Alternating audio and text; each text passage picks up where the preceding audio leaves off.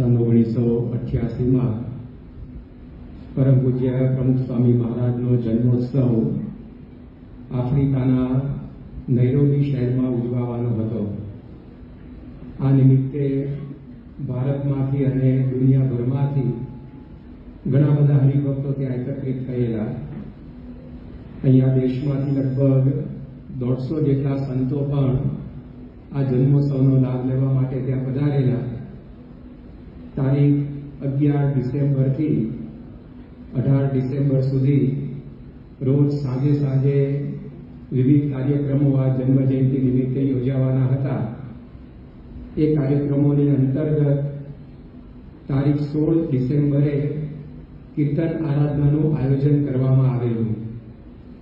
એ કીર્તન આરાધનાના કાર્યક્રમમાં સ્વામી બાપા અડધો એક કલાક પધારી સૌને દર્શનદાન આપી અને પોતાના ઉતારે પરત ફરવાના હતા, પરંતુ કીર્તન આરાધનાના દિવસની સવારે જે કીર્તનિયા સંતો હતા એમણે સ્વામી બાપાને પ્રાર્થના કરી, વિનંતી કરી કે બાપા આજે સાંજે કીર્તન ભક્તિનો કાર્યક્રમ છે તો આપ પણ એમાં એક કીર્તન ગાઓ એવી અમારી ઈચ્છા છે।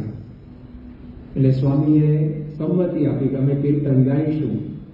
બધા સંતો આ સાંભળીને રાજી થયા, પરંતુ સ્વામી બાપા પોતાનો સવારનો નિત્યક્રમ, મંદિર દર્શન, ત્યારબાદ પૂજા, અલ્પાહાર, હરિભક્તોને મળવું, એ બધાથી પરવાર્યા। લગભગ 9:30-10 જેવો સમય થયો એટલે સંતોને સૂચના આપી કે સાંજે કીર્તન જે સંતો ગાવાના છે, જે બધા વાજિંત્રો વગાડવાના છે, બધા સંતોને ભેગા કરો।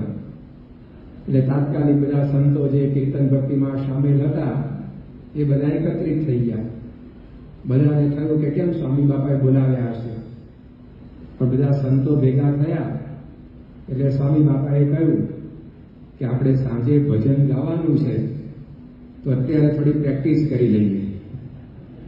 એટલે બધા સંતોને આશ્ચર્ય થયું કે બાપાને વળી પ્રેક્ટિસની શું જરૂર, એ તો જે રીતે કીર્તન વેલાવે સૌને સમાસ અને સંતોષ જ થવાનો, કાંઈ ન બોલે કેવળ સભામાં આવીને બેસીને પણ જે સૌને શાંતિને સમાસ પમાડવાના હોય તો પછી એમને ક્યાં પ્રેક્ટિસની જરૂર છે। અવળું સવળું બીજ પડે પણ ઉગે પૃથ્વી મોજા। જમીનમાં બીજ અવળું પડે કે સવળું પડે, છોડ તો બહાર જ આવે કે ન આવે। ઊંધું બીજ પડે તો કે પાતાળમાં છોડ ના જાય।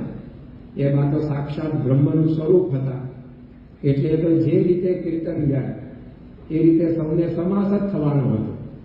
પરંતુ સ્વામી બાપાની પોતાની પ્રકૃતિ એવી હતી કે આપણા હાથે કોઈ કાચું પોચું કામ થવું ના જોઈએ। ભક્ત ચિંતામણીમાં શ્રીજી મહારાજ માટે નિષ્કુળાનંદ સ્વામીએ લખ્યું છે કે કાચું પોચું પ્રભુને ન ફાવે। એ મહારાજની પ્રકૃતિ બાપાની અંદર પણ હતી કે પોતાથી જે કામ થવાનું હોય એ શક્ય એટલું સારું અને શક્ય એટલું શ્રેષ્ઠ કરવું એ એમનો મુદ્રાલેખ હતો। અહીંયા જ્યારે ગાંધીનગરમાં અક્ષરધામ તૈયાર થતું હતું અને ઓગસ્ટ 1992માં બાપા એનું નિરીક્ષણ કરવા પધાર્યા। પ્રસંગ પ્રસિદ્ધ છે કે જે મુખ્ય સ્મારકમાં મહારાજની મૂર્તિ પધરાવી છે ત્યાં ભોંય ઉપર આરસ પાથર્યો છે અને આરસમાં ડિઝાઇન ઉપસાવવા માટે વચ્ચે વચ્ચે પિત્તળની પટ્ટીઓ જડવામાં આવી છે। તો બાપા બધું જોતા જોતા ત્યાં પધાર્યા અને ત્યાં આરસ અને આ પટ્ટી એનો સાંધો હતો, ત્યાં પોતાની મોજડી કાઢીને બાપાએ પગ ઘસ્યો। બધાને થયું કે આ શું કર્યું સ્વામીએ, પણ પછી પગ ઘસીને બાપા બોલ્યા કે સાંધો બરાબર થયો છે। તો 200 એકરમાં યોગી શતાબ્દી ઉજવવાની તૈયારીઓ ચાલતી હતી। 25 એકરમાં અક્ષરધામનું કાર્ય ધમધુકાર ચાલતું હતું। એ બધાની વચ્ચે ટાઇલ્સના સાંધા પણ વ્યવસ્થિત થવા જોઈએ, આટલો ખટકો, આવું કામમાં પાકાપણું એ સ્વામી બાપા પોતે રાખતા। એટલે આજે કીર્તન ગાવા જેવી એક સાધારણ વાત હતી, પણ એમાંય સ્વામી બાપાએ કહ્યું કે આપણે પ્રેક્ટિસ કરીએ, કારણ કે એમનો આ સ્વભાવ કે શક્ય એટલું કામ પરફેક્ટ કરવું। જ્યારે ગઢડાની અંદર સ્વામિનારાયણ મહામંત્ર દ્વિશતાબ્દી મહોત્સવ ઉજવાયો તે વખતે ગુજરાતના તત્કાલીન મુખ્યપ્રધાન અને અત્યારે ભારતના વડાપ્રધાન માનનીય નરેન્દ્રભાઈ મોદી આવ્યા હતા। એમણે વાત કરેલી પ્રમુખ સ્વામી મહારાજની કાર્યશૈલી વિશે. તો એમાં એમણે સમજાવેલું કે પ્રમુખ સ્વામી મહારાજ કેવી રીતે કાર્ય કરે છે. તો સ્વામી બાપાના ભાગ્યમાં કદાચ મંદિરમાં ચણાતી દિવાલમાં એક ઈંટ મૂકવાની સેવા આવે તો પ્રમુખ સ્વામી મહારાજ એ ચણાતી દિવાલમાં ઈંટ પણ એવી રીતે મૂકે કે જાણે મંદિરમાં પધરાવેલી ભગવાનની મૂર્તિના મસ્તક ઉપર મુગટ ના મૂકતા હોય. આ પ્રમુખ સ્વામી મહારાજની કાર્યશૈલી. આટલું પરફેક્શન એ ઈંટ મૂકવા જેવી ક્રિયામાં પણ રાખે. આપણે તો ઈંટ મૂકવાનું કામ સોંપાવે ત્યારથી જ અડધો મૂડ આઉટ થઈ જાય કે આ લોકો શિક્ષાપત્રી વાંચી નથી લાગતી, આ કામ માટે હું યોગ્ય છું કે. જેને જે યોગ્ય એની વિશે વિચારીને પ્રેરવો મહારાજે લખ્યું. હું એન્જિનિયર થયેલો, હું ચાર્ટર્ડ એકાઉન્ટન્ટ થયેલો, હું ભણેલો, હું આવો બિઝનેસમેન, મને આ કામ સોંપ્યું ઈંટ મૂકવાનું. પણ સ્વામી માટે બધા કામ ભગવાનના હતા. એટલે બધા કામ સારા થવા જેવી એમની ભાવના. તો સંતો સાથે બેસી બાપાએ કીર્તનની પ્રેક્ટિસ કરી. 2 વાર કીર્તન ગાયું. એમને શું વિશેષ પ્રેક્ટિસ કરવાની હોય. અને પછી રાત્રે સભાની અંદર પધાર્યા. સભાની અંદર એમણે જોગી જોયા જોવાનું કાંઈ ન રહ્યું રે એ કીર્તન પોતાની મીઠી હલકે લલચાવ્યું અને બધાને ખૂબ આનંદ થયો. એ સભાની અંદર સ્વિટ્ઝરલેન્ડ દેશની એક વ્યક્તિ, એનું નામ હતું રેનોલ્ડ લોસ્ફેલ્ડ, એ પણ આવીને બેઠેલી. કોઈકના આમંત્રણથી કે કુતૂહલથી કે જિજ્ઞાસાથી કોઈ પણ રીતે એ વ્યક્તિ એ સભાની અંદર આવીને બેઠેલી. અને એમણે પ્રમુખ સ્વામી મહારાજે ગાયેલું આ ભજન સાંભળ્યું. હવે ભજનના શબ્દો તેમને સમજાવવાના નહોતા, એ સ્વાભાવિક છે, કારણ કે ભજન ગુજરાતી ભાષાનું ના સ્વિઝમેન અને ગુજરાતી ભાષાનો કક્કો પણ આવડે. પરંતુ જે કીર્તનમાં આપણે ગાઈએ છીએ કે સ્વર સુણતા ઉઘડ્યા મારા અંતરના એ દ્વાર. યોગી બાપા માટે આવું લખાયું છે કે એમનો ખાલી કોઈ સ્વર સાંભળે, ભલે કદાચ શબ્દ સમજાય કે ના સમજાય, પણ એમનો શબ્દ નહીં, એમનો સ્વર, એનો ધ્વનિ એ પણ માણસના અંતર કમાડ ઉઘાડી નાખે. તો અહીંયા આ રેનોલ્ડ લોસ્ફેલ્ડના જીવનમાં એવું જ કંઈક થયું. સ્વામી બાપાએ શું ગાયું એટલે એને કંઈ સમજાયું જ નહીં, પણ સ્વામી બાપાના શબ્દોના ધ્વનિથી અને એટલો બધો બાપા વિશે ભાવ થયો કે સ્વામી બાપા સભામાંથી પછી જ્યારે કીર્તન આરાધના તો આગળ ચાલુ રહી, પણ નિયત સમય ઉભા થઈ અને ઉતારામાં જવા નીકળ્યા તો પેલી સ્વિટ્ઝરલેન્ડની વ્યક્તિ પણ સભામાંથી ઉભા થઈ બાપાના ઉતારે પહોંચી. તો ઉતારે તો સ્વામી બાપા જમવા બેઠા અને સ્વામી બાપા જમતા હતા ત્યારે આપણે બધાનો અનુભવ છે કે 50, 60, 100 માણસો સામે દર્શન કરવા બેઠા હોય. જેવો હોલ એટલી સંખ્યા ભરાય. જો મોટો હોલ હોય તો 200 જણા બેસે. તો બહારના એમ લાગે કે આ સભા ભરાઈ હશે, એટલી જ માણસની મેદની હોય ઘણી વાર. જો આપણે જમતા આટલા બધા આપણી હવે જતા તો આપણે અડધા ભૂખ્યા ઉભા થવું પડે. બોલો, કારણ કે આપણને એટલો સંકોચ થાય ને કે આપણે કેમના સબડકા લઈએ છીએ, કેમના કોળિયા ભરીએ છીએ, આ લોકો ટગર જુએ છે, તો આપણે આમ સંકોચના માર્યા અડધા ભૂખ્યા ઉભા થઈ જઈએ. પણ સ્વામી બાપા તો અલમસ્ત જાતિ ભગવાનની ઈચ્છા આવે તેમ ઓછરે ને વિચરે, ભગવાનને સંભાળીને તો બધી ક્રિયા કરતા.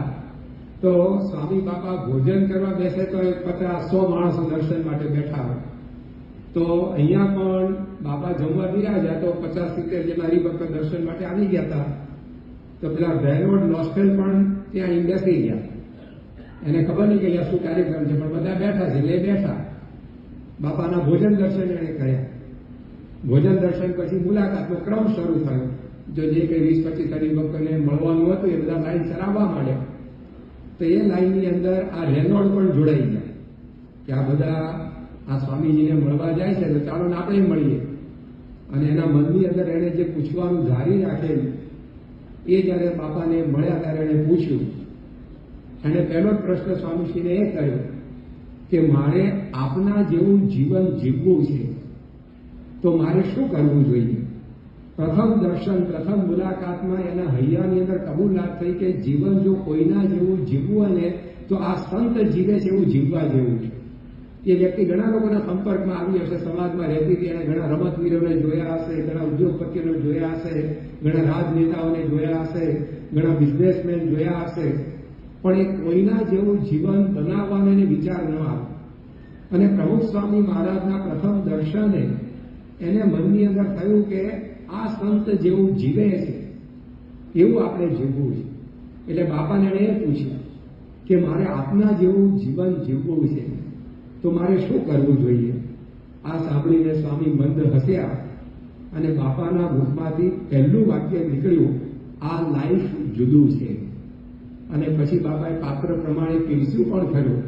એ વ્યક્તિને વાત કરી કે તમે ક્રિશ્ચિયન છો, તમારા ચર્ચમાં જજો, સદાચારી રહેજો, તમે આધ્યાત્મિક ધાર્મિક પ્રવૃત્તિઓ કરજો, બધી વાત સ્વામીશ્રીએ કરી.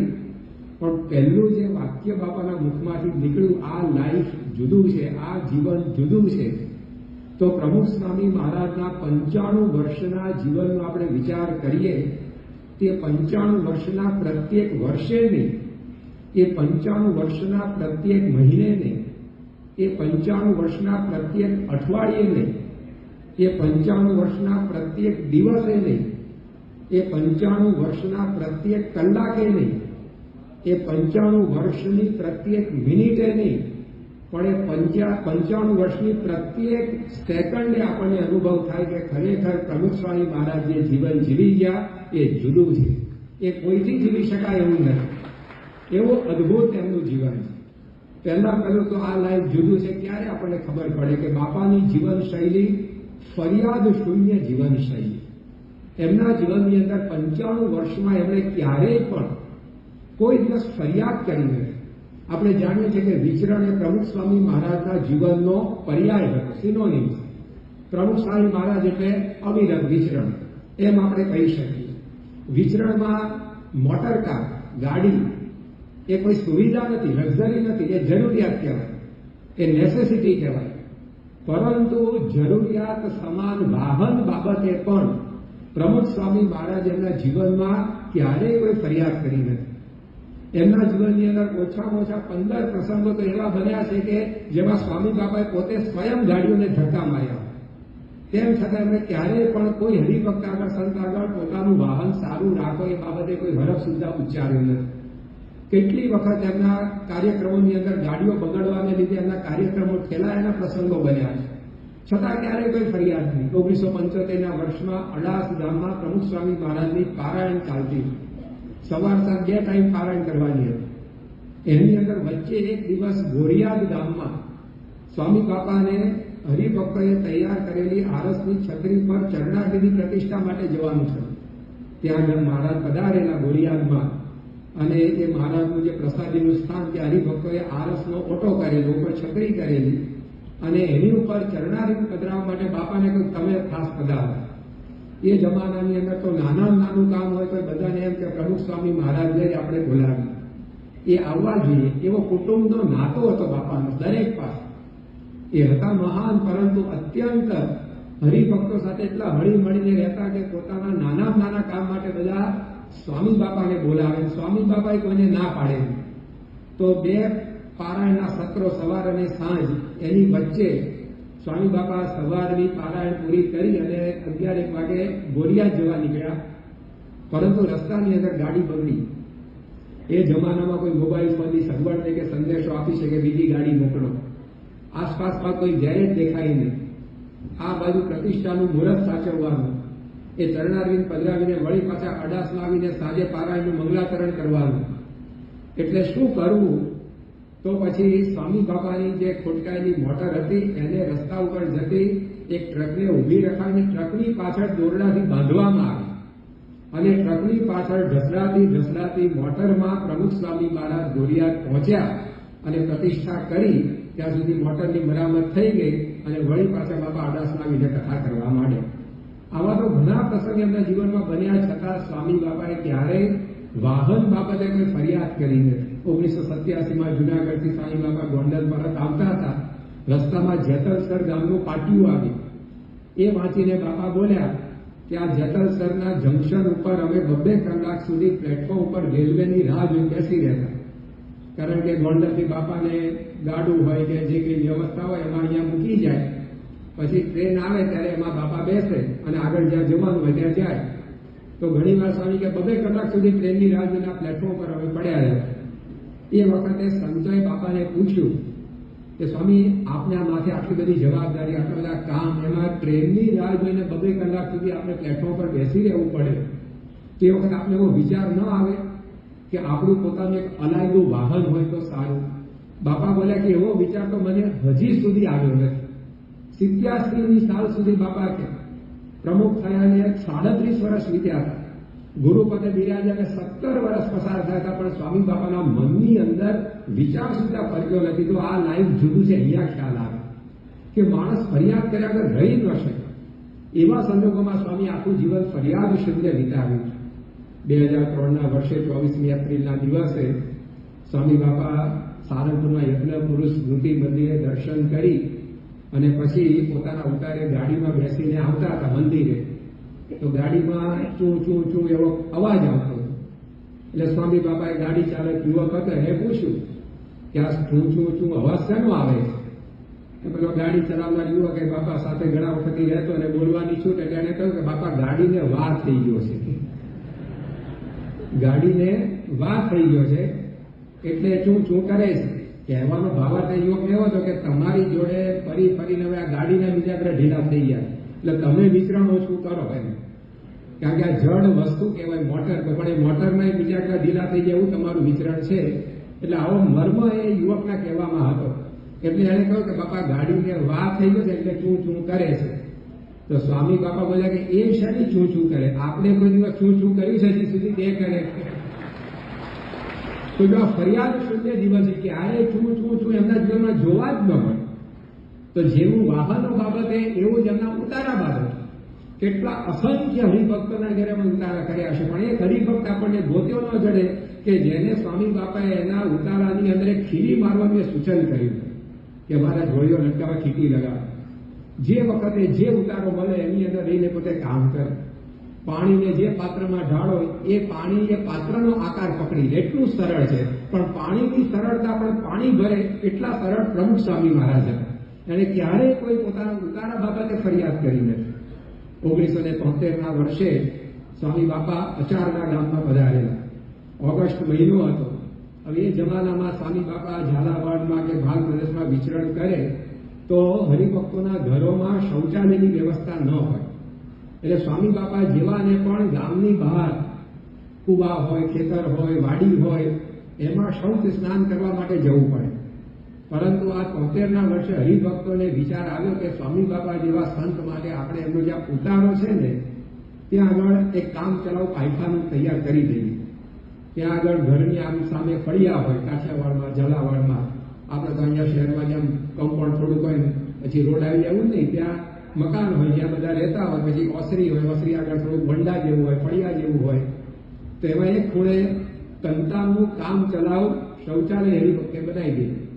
એમાં કે બીજી વ્યવસ્થા કરવાની થોડો ખાડો કરીને 2 ઈંટો મૂકી દીધી, આજુબાજુ કંતાની દિવાલ કરી દીધી. આ શૌચાલય સ્વામી બાપા પ્રમુખ સાહેબ મહારાજ પધાર્યા.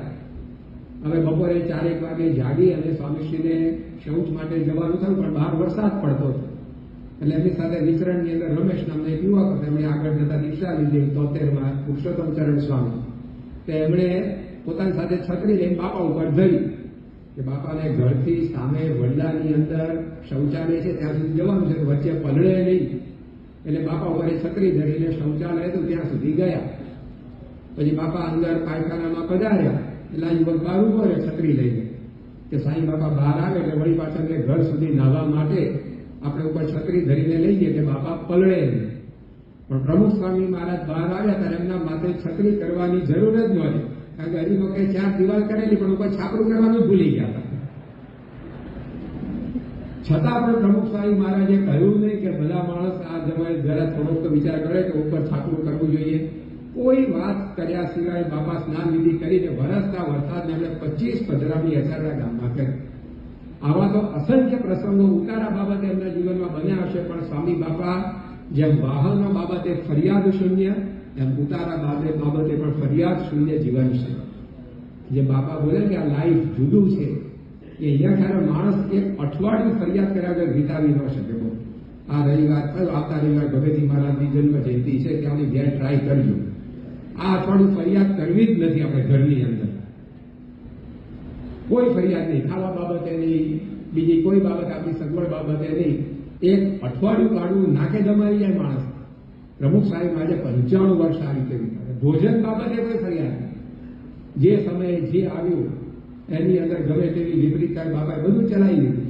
1990ની અંદર સ્વામી બાપા લંડન પધાર્યા હતા અને ત્યાં કાર્ડિફ શહેરની અંદર એમની સભા હતી, કાર્ડિફ વિસ્તારની અંદર. અને પછી હરિભક્તના ત્યાં ભોજન લેવાનું હતું. એટલે અમુક સંતો જે રસોઈ વગેરેની સેવામાં હતા એ સભા અડધે પહોંચી એટલે રસોઈ કરવા માટે ઉપડી ગયા. બાપા સભા પૂરી કરીને પધાર્યા. સાંજના સમય જમવાનું એટલે સાંજના જમવામાં તો ખીચડી, કઢી, ભાખરી, શાક વગેરે હોય એ પ્રમાણેની રસોઈ તૈયાર કરી અને જમાડનારા સંત બાપાને જમાડવા બાજુમાં બેઠા. ખીચડી અને કઢી પીરસાઈ તો સ્વામી બાપા મહારાજનો પ્રસાદ જે હતો એ બધો જમી ગયા. તો પેલા સંતને એમ લાગ્યું બાપાએ કઢી બધી જમી ગયા એટલે એમને ભાવી હશે એટલે બીજી વાર આપી. એટલે બીજી વાર જે કઢી પીરસાઈ એ પણ બાપાએ પૂરી કરી. બાપાનું ભોજન પૂરું છે એટલે સંતો બધા જમવા બિરાડ્યા. પણ સંતો જમવા બેઠા કઢીનો એક ઘૂંટડો કોઈ ગળા નીચે ઉતારી ન શકે એવી સાવ વિચિત્ર સ્વાદવાળી કઢી હતી. પછી બધાને થયું કે આવું કેમ બન્યું? તપાસ કરતા માલુમ પડ્યું કે હરિભક્તે ફ્રીજની અંદર 10-15 દાડાની દૂધની મલાઈ રાખેલી જૂની. હવે એને રસોઈ બનાવનારા દહીં સમજી બેઠા અને એમાંથી કઢી બનાવી. તો એવી વિચિત્ર સ્વાદની કઢી બનેલી કે કોઈ પી શક્યું નહીં. પણ સ્વામી બાપા તો 2 વાર આપી દીધી. 2 વાર બાપા બોલાવીને જમી ગયા. એટલે જે જમાડનારા હતા એને દિલગીરી થઈ કે મોડું આપણાથી આવી ભૂલ થઈ એટલે બાપા પાસે પહોંચ્યા અને સ્વામી બાપાને કહ્યું કે સ્વામી માફ કરો, અમારાથી કઢી બનાવવામાં ભૂલ થઈ અને તમને એવી કઢી 2 વાર અમે પીરસી. સ્વામી બાપા બોલ્યા કે આવું ક્યાં રોજ બને? કોક વાર થાય, તમારે ભૂલી જાઉં, મારે ભૂલી જાઉં. વાત ઉપર પડતો પાડતી તે ઘડીને પછીનો દાડો ક્યારેય સ્વામી બાપાએ આ બાબતે સંતને કે કોઈને વાત કરી નથી. તો જો સ્વામીશ્રી જે બોલ્યા છે કે આ લાઈફ જુદું છે તો આપણને ખ્યાલ આવે કે ફરિયાદ શૂન્ય જીવન છે. ક્યારેય કોઈ બાબતે એમણે પોતે ફરિયાદ કરી નથી. આગળ બીજું ક્યારે ખ્યાલ આવે એમનું જીવન જુદું હતું તો સ્વામી બાપાના જીવનની અંદર આપણને કહે કે સ્પર્ધા શૂન્ય જીવનશૈલી. ક્યારેય પણ કોઈની સાથે કોઈ પ્રકારની હરીફાઈની સ્પર્ધા નહીં, વનઅપમેનશીપનો એમના જીવનમાં કોઈ ભાવ નહીં. બાકી એમના જેટલી આવડતો હોય, એમના જેટલું કૌશલ્ય કોઈની પાસે હોય ને, માણસ બીજાને મહાત કરવાના વિચારમાં જ રાખે. પોતાની પાસે કઈ આવડત ના હોય તો બરાબર ચુમાઈને બેસી રહે. પણ સ્વામી બાપાનું જીવન તો કૌશલ્યોથી છલકાતું જીવન, આવડતોથી ઉભરાતું જીવન. દરેક ક્ષેત્રની અંદર એમને સૂઝ પડે. બાંધકામનું ક્ષેત્ર હોય, મૂર્તિકામનું ક્ષેત્ર હોય, રસોડાનું ક્ષેત્ર હોય, દરેકની અંદર એ તમને સલાહ આપીને, સલાહ એટલે લોકોએ સલાહ સાંભળીને બોલી ઉઠે કે $1 મિલિયન ડિસિઝન, આ લાખો રૂપિયા આપતા ન મળી જાય, સલાહ પ્રમુખ સ્વામી મહારાજની છે. એવા આદર સાથે એમના સૂચનો લોકો સ્વીકારી અને એનો અમલ કરે. આટલું બધું સ્વામી બાપાના જીવનમાં હતું. પ્રમુખ સ્વામી મહારાજ 73ના વર્ષમાં ગઢડા પધાર્યા હતા અને ત્યાં આગળ શ્રીજી મહારાજનું સ્મૃતિ પર્વ પણ બાપાના રોકાણ દરમિયાન આવવાનું હતું. એટલે સ્વાભાવિક છે કે મહારાજ એક તો ગઢડામાં રહેલા મહારાજનું પ્રાસાદિક સ્થાન, એમાં શ્રીજી મહારાજનું સ્મૃતિ પર્વ પહેલી વાર પ્રમુખ સ્વામી મહારાજના સાનિધ્યમાં ઉજવવાનું હતું. એટલે માણસોનો હરિભક્તોનો ધસારો ઘણો થશે એવું વિચારીને ભંડારી સંત હતા. એમણે પ્રમુખ સ્વામી મહારાજને પૂછ્યું કે બાપા મહારાજના સ્મૃતિ પર્વ નિમિત્તે દૂધપાક જમાડવા માટે બનાવવો છે તો કેટલો બનાવવો? સ્વામી બાપાએ કહ્યું કે 22 મણનો દૂધપાક કરજો. પણ પેલા સંતને થયું કે ઘણા બધા હરિભક્તો આવે, પહેલી વાર આવો પ્રસંગ ગઢડામાં છે, મહારાજનું સ્મૃતિ પર્વ, બાપાની હાજરી કદાચ ખૂટે તો, એટલે એમણે 25 મણનો દૂધપાક કર્યો. અને પછી બધો જમણવાર સભા પછી શરૂ થયો. બધા જમી કરીને પરવાર્યા અને પછી પેલા ભંડારીએ જોયું તો તપેલાની અંદર 3 મણ દૂધપાક વધ્યો. એમાં એને પોતાનું ડાપણ કરતું દેખાયું, બીજું કાંઈ નહીં. એમણે પોતે આ વાત કરી કે સ્વામી બાપાએ કહ્યું કે 22 મણ કરજો, એક્ઝેક્ટ 22 મણમાં બધા જમ્યા. તો જે અંદર રસોડામાં એની સૂઝ પડે, બાંધકામની અંદર એની સૂઝ પડે, નાના મોટા કોઈ પણ પ્રકલ્પો જોઈએ. સ્વામી બાપા 1987ના વર્ષે સુરતની પાસે કુંભકોનું કારખાનું છે એમાં પધાર્યા અને ત્યાં આગળ કારખાનાની અંદર ત્યાંના કાર્યવાહકો બધું સ્વામી બાપાને બતાવતા હતા. બાપા બધે પુષ્પો વેરતા જતા હતા. એમાં એક કેમ્પસમાં એક મંદિર પણ તૈયાર થતું હતું. તો બધાની ઈચ્છા થઈ કે આ મંદિરમાં પણ સ્વામી બાપાના પગલા કરાવી દઈએ. હજી કામકાજ તો ચાલુ હતું પણ બાપા પધાર્યા છે, તેમની પદરેણું પાવન થાય અને સ્વામી બાપાને ત્યાં લઈ ગયા. ત્યાં પગથિયા ચડતી વખતે બાજુમાં ટેકા માટે રેલિંગ મૂકવામાં આવ્યું. તો એ રેલિંગ સ્વામી બાપાએ પકડી અને સ્વામી બાપાએ પૂછ્યું સાથે જે હતા બધા એમને કે मंदिर के चीफ इंजीनियर कौन है? तो बताया कहूँ कि देसाई साहब। स्वामी के वो यहाँ है? बताया कहूँ कि हाँ। स्वामी के बुलाओ। ये देसाई साहब हाजर था कि कामकाजમાં હશે, બધાએ બોલાવ્યા. તો સ્વામી બાપા એમને પૂછ્યું કે આ રેલિંગ માટેના સળિયા છે એ તમે અહીંયા નાખ્યા છે તે થોડાક જાડા છે, આટલા જાડા સળિયા અહીંયા ન હોય. તો પેલા અમે કાનની બૂટ પકડી કે સ્વામીજી તમારી વાત સાચી છે કે આ રેલિંગ માટે આટલા જાડા સળિયા ન હોય, પણ આ તો અમે જે કારખાનું બનાવતા બનાવતા વધ્યો ઘટ્યો માલ ને એમાંથી આ મંદિર બનાવીએ છીએ, એટલે જે ઉપલબ્ધ હતું એ અહીંયા અમે ફિટ કર્યું છે, બાકી આવા જાડા સળિયા રેલિંગ માટે ન હોય. પછી અને સંતોને વાત કરી કે સ્વામીજીનું નિરીક્ષણ બહુ પાવરફુલ છે, પહેલું પગલું મૂકાને ખામીને ખૂબી બે ખબર પડે. હવે આટલું બધું જ્યારે દરેક ક્ષેત્રની અંદર પોતાને જ્ઞાન હોય ને તે વખતે વ્યક્તિ પોતે કોઈની સાથે હરીફાઈમાં સ્પર્ધામાં ઉતર્યા વિના રહી જ ન શકે, એને બીજાથી આગળ પહોંચી જવાના વિચાર આવે જ. પરંતુ બાપાને એકવાર પૂછેલું, સ્વામી બાપા આપે કોઈ દિવસ નાનપણની વાતો બધી ચાલતી હતી, એમાં સંતે પૂછ્યું કે બાપા આપે નાનપણમાં કોઈ દિવસ હરીફાઈ કરેલી? સ્વામી બાપા કે ક્યારેય કોઈ હરીફાઈમાં પડ્યા નથી, આપણાથી જેટલું થાય એટલું મહારાજને રાજી કરવા કરીએ, બાકી ક્યારેય કોઈ પ્રકારે હરીફાઈ કરી નથી. તો આ સ્પર્ધા શૂન્ય રહેવું ને એ બહુ અઘરી બાબત છે. માણસ પોતે પોતાની જાતને બીજાની સાથે સરખાવ્યા વિના અને બીજાથી આગળ નીકળી જવાના વિચાર વિના રહી શકતો નથી. પણ પ્રમુખ સાહેબે દિલ્હીનું અક્ષરધામ તૈયાર કર્યું, એનું ઉદઘાટન જ્યારે 6 નવેમ્બર 2005ના દિવસે થયું. સ્વામી બાપાની એક બાજુ ભારતના રાષ્ટ્રપતિ હતા, એક બાજુ વડાપ્રધાન હતા, એક બાજુ વિપક્ષ નેતા હતા, લેફ્ટનન્ટ ગવર્નર દિલ્હીના હતા, 150થી વધારે દેશોમાં એનું જીવન પ્રસારણ થતું હતું. બાપા શું બોલ્યા? સ્વામીએ કહ્યું એમની પ્રાસાદિક હિન્દીની અંદર કે આ જે અમે અક્ષરધામ બનાવ્યું છે એ બીજાથી અમે મોટા છે એવું બતાવવા માટે નથી બનાવ્યું, બીજાને પાછા પાડવા નથી બનાવ્યું, પણ અમારા ગુરુ યોગીજી મહારાજનો સંકલ્પ હતો જમુના કાંઠે મંદિર કરવું છે, એ પૂરું કરવા માટે અમે આ અક્ષરધામ બનાવ્યું. જો આ સ્પર્ધા શૂન્ય જીવનશૈલી, આવા મોટા દુનિયામાં ગાજે એવા કાર્યો એમણે કર્યા, પણ કોઈની સાથે કોઈ સ્પર્ધા નહીં, એક મહારાજને ગુરુને રાજી કરવા માટે. તો આ રીતે આખું જીવન વિતાવવું સ્પર્ધામાં ઉતર્યા સિવાય, બીજાને પાછા પાડવા નહીં, બીજા ભલે આપણાથી આગળ જવા વિચાર સાથે. તો સ્વામીનું વાક્ય તો બહુ 4 શબ્દોનું છે, આ લાઈફ જુદું છે, પણ એનો આપણે વિચાર કરીએ તો ખબર પડે કે આવું પણ જીવી શકે. ત્રીજી આપણા જીવનની વિશેષતા સાતત્યસભર જીવનશૈલી, કન્ટિન્યુટી આપણા જીવનમાં જોવા મળે. ચંદ્ર છે 15 દિવસ વધે 15 દિવસ ઘટે, પણ સૂર્યને જ્યારથી આપણે જોઈએ છીએ ત્યારથી એવો ને એવો આપણને દેખાય છે, એના પ્રકાશમાં કોઈ વધઘટ થતી નથી. પ્રમુખ સ્વામી મહારાજનું જીવન એ ઝળહળતા સૂર્ય જેવું, તેના જીવનમાં સદગુણનો પ્રકાશ પહેલેથી છેલ્લે સુધી એક સરખો આપણને દેખાય, એમાં કોઈ મિનમેક ફેર નહીં. અહીંયા જ અમદાવાદમાં જ્યારે એમને પ્રમુખ પદે નિમ્યા ત્યારે આપણે જાણીએ છીએ કે પ્રમુખ સ્વામી મહારાજે પ્રમુખ તરીકેની કારકિર્દી હરિભક્તોના એઠા વાસણ ઉટકીને શરૂ કરી. એમના જીવનમાં સેવાનો ગુણ એ પ્રથમથી જ આપણને દેખાય છે. પ્રમુખ વર્ણિ દિન હતો એમનો પહેલો પ્રમુખ વર્ણિ દિન, તે વખતે એમણે સેવા કરી, પણ એ તો પ્રાસંગિક ગુણ નહોતો. એ સેવાનો તમે ખાલી એક જ ગુણ બાપાનો તપાસો, એ જીવનના 95 વર્ષ સુધી દેખાય. જ્યારે સ્વામી બાપા 1980માં આફ્રિકા પધારેલા અને ત્યાં વાંઝા શહેરની અંદર એમનો 30મો પ્રમુખ વર્ણિ દિન આવ્યો અને એની બહુ મોટી સભા એ ત્યાં આગળ ભરાયેલી, ખબર હેઠળ સભા ગોઠવાઈ ગયેલી. કીર્તન ગાનારા સંતો પણ મંચ ઉપર બેસી ગયા હતા. હવે કીર્તન ગાનારા સંતની આગળ માઇક ગોઠવાય એટલે સભા શરૂ થવાની તૈયારીમાં હતું. માઇક પણ ત્યાં બાજુમાં પડે, પણ માઇક સિસ્ટમ સંભાળવા સ્વયંસેવક આવે, માઇક ગોઠવાય એટલે સંતો કીર્તન ભક્તિ શરૂ કરવાના હતા. એમાં પ્રમુખ સ્વામી મહારાજ પધાર્યા અને સ્વામી બાપા પગથિયા ચડ્યા સ્ટેજના. કીર્તન આરાધનાના સંતો વચ્ચે બેઠા, બાપાનું સિંહાસન સભાના મંચની મધ્યમાં હતું.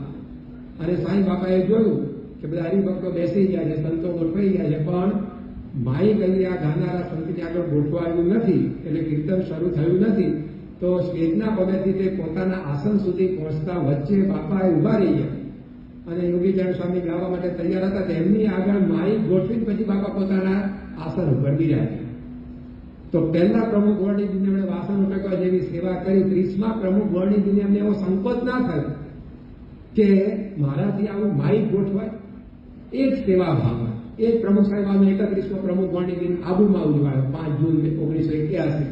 અને અમદાવાદના સંતોની શિબિર હતી, અહીંયા બેઠેલા ઘણા સંતો પણ એ ત્યાં હાજર હશે. પ્રમુખ સ્વામી આજે પોતાના પ્રમુખ વર્ણિત દિને શાક ખોલવા માટે સંતો સાથે બેસી જાય. તો જો સેવાનો સદગુણ એક સમાન કન્ટિન્યુટી, કોઈ વધઘટ નહીં. નહીતર ઘણી વાર માણસ જેમ જેમ મોટો થાય અને એના જીવનની અંદર સેવાની ભાવના ઘસાતી જાય, જ્યારે મોકો મળે ત્યારે પણ પછી સેવામાં પરોવાઈ ના શકે. હવે મારાથી આ કામ ન થાય, હવે કોઈ પૂજાને બોલાવે એવું એના મનમાં છે. પણ સ્વામી બાપાના જીવનની અંદર એક ધારું જીવન, સેવા, સેવાની સેવા. 13 ઓગસ્ટ 2016ના દિવસે બાપાએ ધામ ગમન કર્યું. એના 3 દિવસ પહેલા 10મી ઓગસ્ટના દિવસે એમના ઉતારાની અંદર એમણે સૂતા સૂતા શિમલાના મંદિરના અક્ષર પુરુષોત્તમ મહારાજની પ્રાણ પ્રતિષ્ઠા કરી. જીવનના છેલ્લા શ્વાસ સુધી અક્ષર પુરુષોત્તમની સેવા કરીને પોતે ગયા. જે 1950ની અંદર એમના જીવનમાં સેવાની ભાવના હતી, એ એમના જીવનની અંદર છેક સુધી આપણને દેખાય. તો આવું સાતત્યસભર જીવન, આ બહુ અઘરી વસ્તુ છે. અહીંયા ખબર પડે કે આ લાઈફ જુદું છે. પાણી ભરેલો એક પ્યાલો હોય, એ આપણને પકડવા માટે આપવામાં આવે અને કહેવામાં આવે કે હાથ સીધો રાખીને 5 મિનિટ એ પ્યાલાને પકડી રાખો, તો આપણે પકડી રાખી શકીએ. પણ પછી કહેવામાં આવે કે હવે તમે 50 મિનિટ સુધી સીધો હાથ રાખીને પાણીનો પ્યાલો પકડી રાખો, તો એ અઘરું પડશે. પરંતુ કહેવામાં આવે કે 5 કલાક સુધી સીધો હાથ રાખીને પાણીનો પ્યાલો પકડી રાખો, તે અઘરું પડે. જો એક ટીપું પાણી ઉમેરાતું નથી, વજન એટલું ને એટલું જ છે, પણ ભલે ઓછું વજન, પણ એ લાંબા ગાળા સુધી પકડી રાખવાનું છે. તો કેટલા સ્નાયુ ફસાયેલા હોય, મજબૂત થયા હોય, ત્યારે વ્યક્તિ 50 મિનિટ સીધો હાથ રાખી પાણીનો પ્યાલો પકડી રાખી શકે. પરંતુ એક વસ્તુને 50 મિનિટ સુધી જેમ પકડી રાખી અઘરી છે, એના કરતા અનેક ગણું અઘરું એક વિચારને સમગ્ર જીવન સુધી મનમાં ટકાઈ રાખવો અઘરો છે. એ પ્રમુખ સ્વામી મહારાજે કરી બતાવ્યું. એમના જીવનમાં તમે સેવા જુઓ, પ્રામાણિકતા જુઓ, નિર્દમપણું જુઓ, કોઈ પણ ગુણ પહેલેથી છેક સુધી એક સરખું. તો આ સાતત્યસભર જીવન શૈલી, કોઈ દિવસ વધઘટ નહીં. સ્વામી બાપાના જીવનની અંદર વિશેષતા અહમ શૂન્ય જીવન શૈલી. આટલું બધું લોકો માને પૂજે, એ પોતે એમના દ્વારા આવા કાર્યો થાય, તેમ છતાં પણ સ્વામીશ્રી એવું સમજતા હતા કે હું કાંઈ કરતો નથી. મહારાજે જતનપુરના વચનામૃતમાં લખ્યું કે પોતાને કોઈ 5 જણ માનતા હોય તે વખતે અહંકાર જુદો હોય, એ જ વ્યક્તિને 500 જણા માનતા પૂજતા થાય ત્યારે અહંકાર જુદો થાય. એને 5000 માણસો માનતા પૂજતા થાય ત્યારે અહંકાર જુદો થાય. એ જ વ્યક્તિને 5 લાખ માણસો માનતા પૂજતા થાય ત્યારે અહંકાર જુદો થાય. પ્રમુખ સ્વામી મહારાજને આખી દુનિયાના ચરણોમાં આવીને નમી, છતાં પણ એમના જીવનમાં અહમનો અંકુર ફૂટ્યો નથી. એમ જ માનતા હતા કે હું કાંઈ કરતો નથી. સ્વામીશ્રી જ્યારે 2004ના વર્ષે રાજકોટ પધારેલા અને એ વખતે ત્યાંનું જે સ્થાનિક આકાશવાણી કેન્દ્ર, એના નિયામક તરીકે તુષારભાઈ શુક્લની નિમણૂક થયેલી. એટલે એમને વિચાર્યું કે હું મારી કારકિર્દી શરૂ કરું એ પહેલા પ્રમુખ સ્વામી મહારાજના આશીર્વાદ લઉં, કારણ કે આ શહેરમાં જ છે. એટલે બાબાના આશીર્વાદ લેવા માટે આવ્યા. અને પ્રમુખ સ્વામી મહારાજની સાથે વાત કરતા એમણે કહ્યું કે મને હજી ખબર નથી પડતી કે તમે લૌકિક રીતે કેવળ 5-6 ધોરણ સુધીનો અભ્યાસ કર્યો છે, છતાં પણ દરેક ક્ષેત્રમાં આટલું સુંદર ઉપયોગી માર્ગદર્શન કેવી રીતે આપી શકો છો? દરેક ક્ષેત્રમાં આપની સૂઝ પડે છે, દરેક ક્ષેત્રના લોકો આપનું ગાઈડન્સ લેવા આવે છે. આ મારી કલ્પના બહારનું છે. તો સ્વામી બાપા બોલ્યા કે મારી એ કલ્પના બહારનું છે. પછી સ્વામી બાપા બોલ્યા કે હું કાંઈ કરતો જ નથી. સ્વામીએ પછી એક દ્રષ્ટાંત આપ્યું.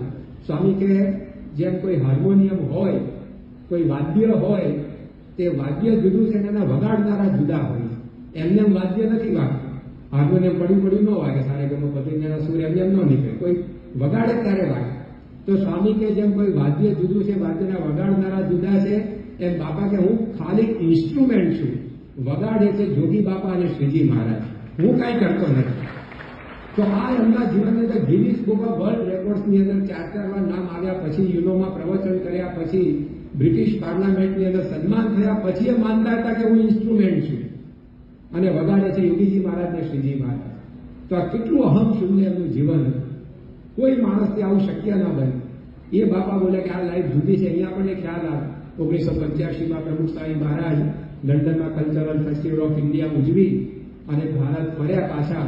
અને એ વખતે જ્યાં જ્યાં સ્વામી બાપા જાય, એ નાનું ટાઉન હોય, મોટું સિટી હોય, ગામડું હોય, દરેક જગ્યાએ બાપાના લોકો સન્માન કરતા. કારણ કે ભારતની શાન વધારે આવો 1 મહિનાનો ઉત્સવ એ લંડનની ધરતી પર બાપા ઉજવણી કોઈ સામાન્ય નહોતો. ઘણા બધાના ભલાના મનની અંદર દિલ દિમાગ એ ઉત્સવે કબજો જમાઈ ચૂકે. એ ઉત્સવની અંદર એક બંગાળી મહિલા હતા, બીના દેવી કરીને, 50 વર્ષની એમની ઉંમર, અપરિણિત હતા, સમાજ સેવાની પ્રવૃત્તિ ત્યાં રહીને કરતા. પિકાડેલી સર્કસ જેવી મોકાની જગ્યા ઉપર એમનું 3 માળનું મકાન, અને આ CFI જોવા માટે આવ્યા અને નગર જોયું અને એટલું બધું એમને ગમ્યું અને એમને થયું કે બનાવ્યું કોણે? તો કોઈએ કહ્યું કે પ્રમુખ સ્વામી મહારાજ આના પ્રેરક છે. તો કે એમના દર્શન મારે કરવા છે. તો કે પ્રમુખ સ્વામી મહારાજના ઉતારે તમારે સવારે પૂજા થાય ત્યાં જવું પડે.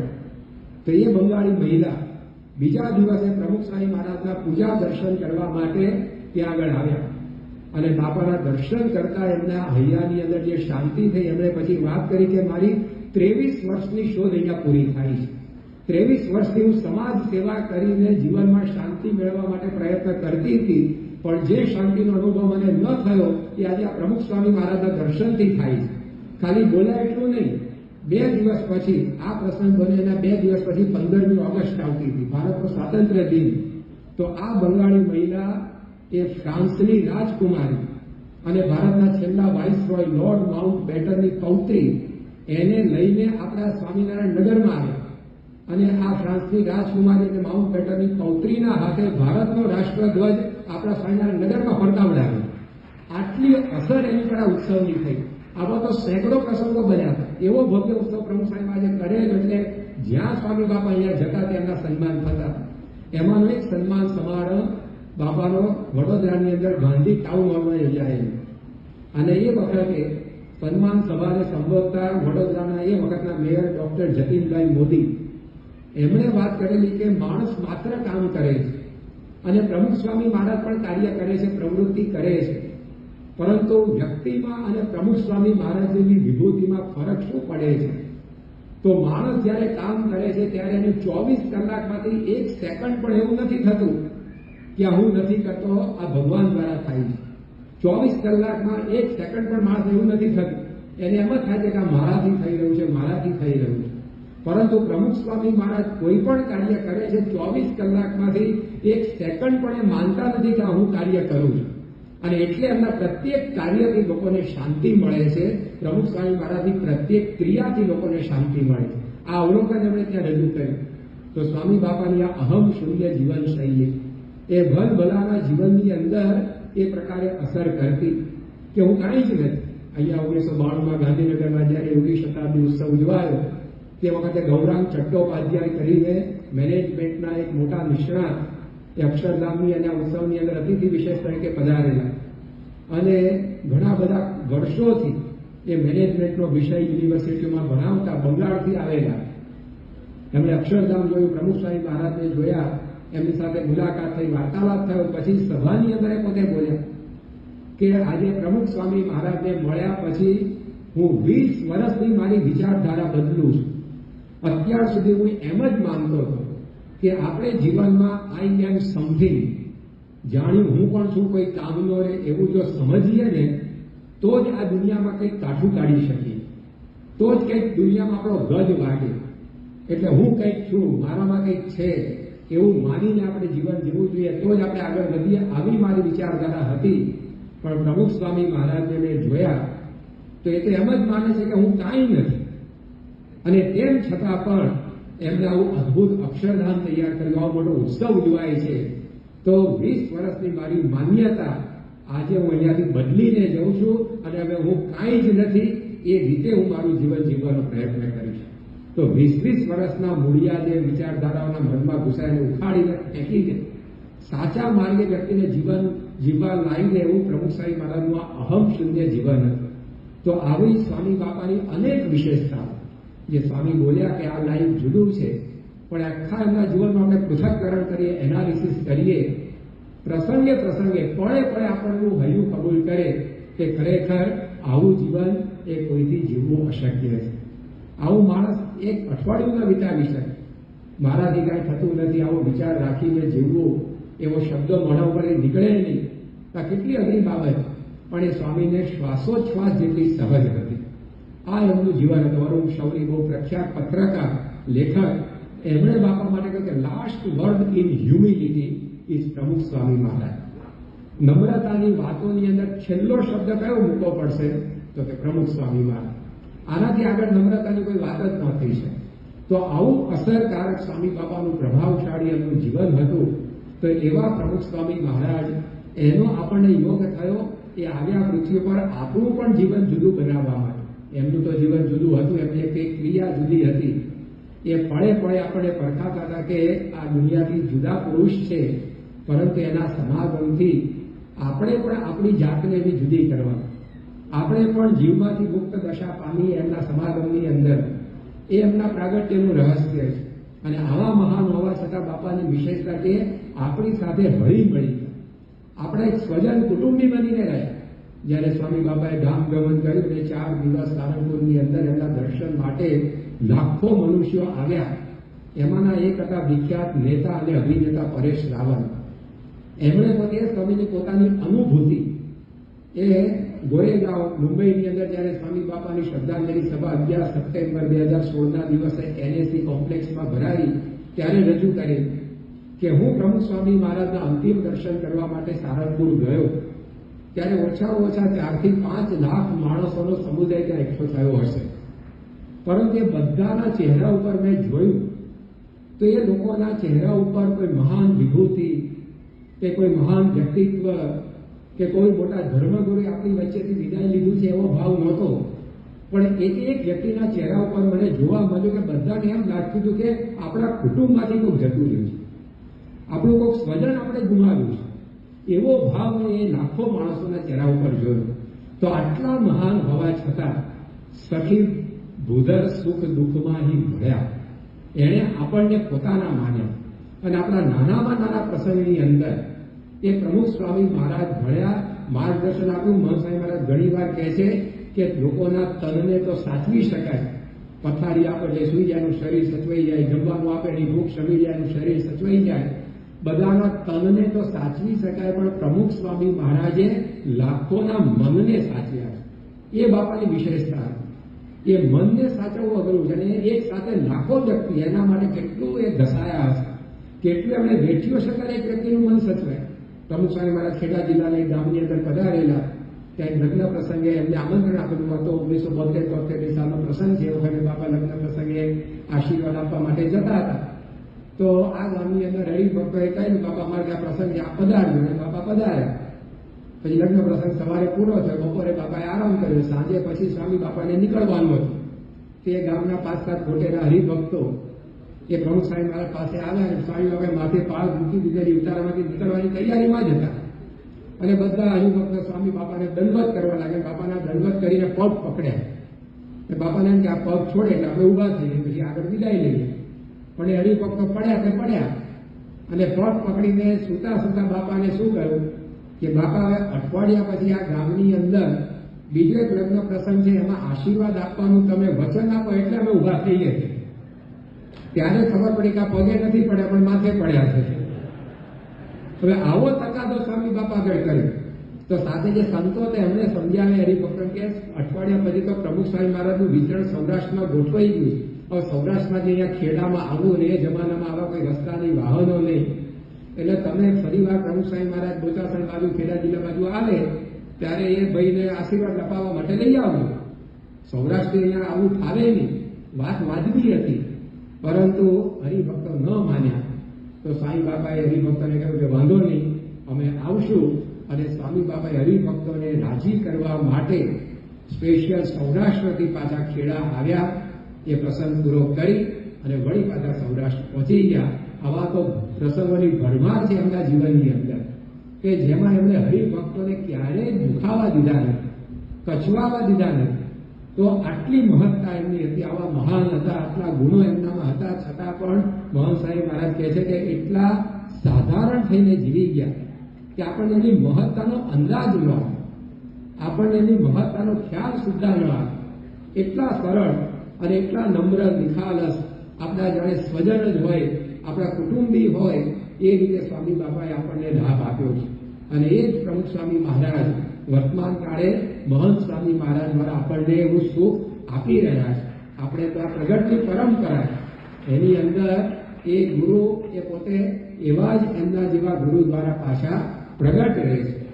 આપણે ત્યાં ગુણાતીતનો રેલો વેલો કદી સુકાતો નથી. તો સ્વામી બાપાએ જેવું સુખ આપણને આપ્યું છે, જેવો લાભ આપ્યો છે, એવો જ લાભ આપણે આજે પ્રગટ ગુરુવારી દ્વારા પણ મેળવી રહ્યા છીએ. તો એવા સ્વામી બાપાનું જીવન એ હંમેશા આપણી નજર સામે જેટલું ને મહંત સ્વામી મહારાજે આ વખતે ધનુર્માસની અંદર પાઠ આપણને આપ્યો હતો કે સુખી થવું હોય તો જીવન ચરિત્ર વાંચવું. આપણા સુખનો ઉપાય જ આ છે. કારણ કે આપણા જીવનમાં એક પણ એવો પ્રશ્ન નહીં આવે કે જે પ્રમુખ સ્વામી મહારાજે સામનો નહીં કર્યો અને એનો ઉકેલ એમણે પોતાના જીવન દ્વારા નહીં આપ્યો. હેનરી ડેવિડ થોરો બહુ મોટા લેખક થઈ ગયા. એમણે વોલ્ડન નામનું પુસ્તક લખ્યું છે. એમાં એમણે એવી વાત કરી છે કે આપણા જીવનમાં જે પ્રશ્નો ઉદ્ભવે છે એ બધા જ પ્રશ્નો આપણી આગળ થઈ ગયેલા મહાપુરુષોના જીવનમાં આવ્યા છે અને એમણે પોતાના જીવન દ્વારા એ બધા જ પ્રશ્નોના ઉત્તરો આપણને આપ્યા છે.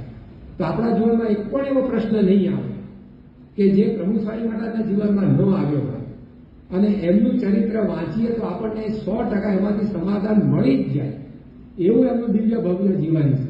અમેરિકન પ્રેસિડેન્ટ બિલ ક્લિન્ટન એવું કહેતા કે there is nothing wrong with America which cannot be solved by what is right with America.